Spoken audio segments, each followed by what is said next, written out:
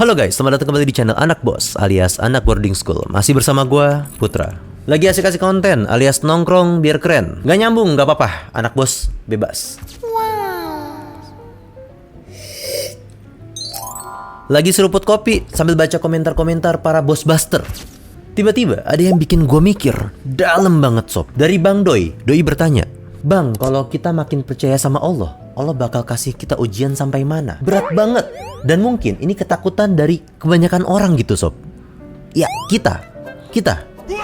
Gua kadang juga mikir gitu. Takut kalau kita makin bener, hidup kita malah makin terbebani gitu sama ujian-ujian. Kenapa kita mikirnya begitu? Lucu nih, karena di kepala kita isinya ujian itu tuh kayak sinetron gitu sob. Jadi orang baik terus difitnah, bisnis bangkrut, gak dapet kerjaan, ada kerjaan malah ditipu, kena penyakit aneh. Kalau kita makin banyak sholat, makin banyak sedekah, Allah makin ngasih kita ujian level dewa buat ngetes kita gitu. Ya wajar kalau kita takut sob.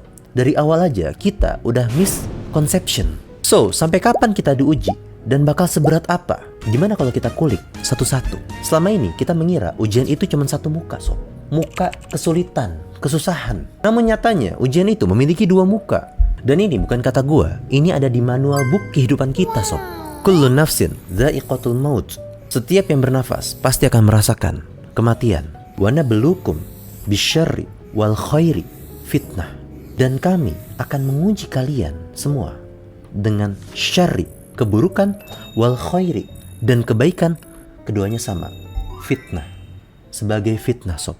Lanjutannya, wa ilaina turja'un, dan kepada kamilah kamu dikembalikan. Perhatiin kata-katanya sob, bisyarri wal khairi. Wa itu dan, artinya keburukan dan kebaikan itu sepaket. Jadi kalau kita lagi susah, bangkrut, kehidupan kita turun, itu mungkin ujian season 1. Terus doa kita diijabah, kita dikasih kaya, dikasih jabatan, hidup kita derajatnya dinaikin. Nah, itu bukan akhir dari ujian, melainkan selamat datang di ujian season 2. Itu aja terus. Sampai kapan? Dha'iqatul maut. Sampai setiap yang bernafas dari kita merasakan kematian.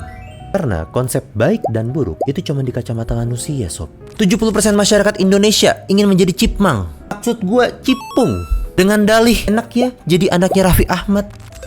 Namun nyatanya di mata Tuhan itu sama sob statusnya. Fitnah alias ujian kehidupan. Makanya dikasih solusi konkret sama yang maha kuasa. Di lanjutannya, wa ilaina turja'un. Allah, aku gak sanggup ditinggalin ujian sendirian. Ini aku kembaliin semuanya ya Allah. Atur aja gimana enaknya. Kira-kira gitu sob. Kita balikin lagi ke yang ngasih ujian. Enaknya gimana? Oke, semoga di sini kita sama-sama sepakat bahwa ujian itu ya gak akan selesai sampai mati. Lanjut ke pertanyaan berikutnya. Seberapa berat? Nah, ini bagian yang paling menenangkan sob. La yukallifullahu nafsan illa wus'aha. Al-Baqarah 286. Allah tidak akan membebani seseorang melebihi kesanggupannya. Ayat ini adalah garansi langsung sob dari Allah. Tiket jaminan bahwa ujian yang dikasihnya itu sudah ditakar, tak mungkin tertukar. Ujian buat lo sesuai dengan kapasitas lo, ujian buat gua sesuai dengan kapasitas gua. So, gak ada ceritanya tuh orang hancur karena ujian darinya, asal kita tahu cara mainnya. So, lagi-lagi, hidup ini soal ujian yang tak pernah usai. Entah dalam kenikmatan yang bikin lalai, atau susah yang bikin lunglai. So, jangan sibuk mencari jalan pintas. Cukup mendekat agar tiap persoalan lekas tuntas. Dan gue mau nanya, kalau boleh jujur, ujian season apa yang sedang kalian alami guys? Gimana cara kalian ngadapinnya? Share cerita kalian di komentar agar kita bisa saling menguatkan. Sekali lagi, kebenaran hanya milik yang maha benar. Gue Anak Bos undur diri. Ciao. Orang kira alim padahal masih nyeleneh. Iman masih tipis mesti gimana neh. Santri modern laptop di tas, buka kitab tafsir sambil ngoding di kelas. Gak semuanya ngaji, ada yang jago bisnis. Tulis proposal, cuan makin manis. Dibilang anak pesantren, sorry miss. Anak bos di sini cara mikirnya kritis. Bukan anak